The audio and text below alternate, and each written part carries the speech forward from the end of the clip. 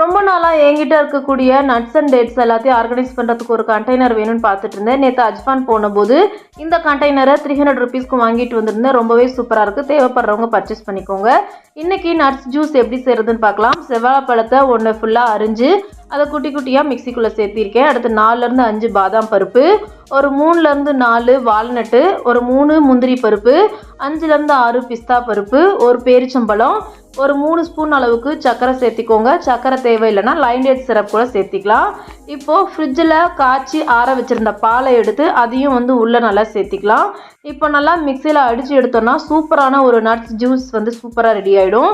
காலையில் நேரத்தில் குழந்தைங்க சாப்பிடாம போகிறாங்க, லேட் ஆகிடுச்சு, சாப்பாடே ஸ்கிப் பண்ணுறாங்க, அனீமிக்காக இருக்கும்னு என்ன கம்ப்ளைண்ட் இருந்தாலும் இந்த ஒரே ஒரு ஜூஸ் போதும். நல்ல ஹெல்த்தியாக இருக்கும். சாயந்தரம் வரைக்கும் நல்ல ஒரு எனர்ஜியை கெயின் பண்ணி கொடுக்கும். கண்டிப்பாக இந்த ஜூஸை சாப்பிட்டு பழகி பாருங்கள்.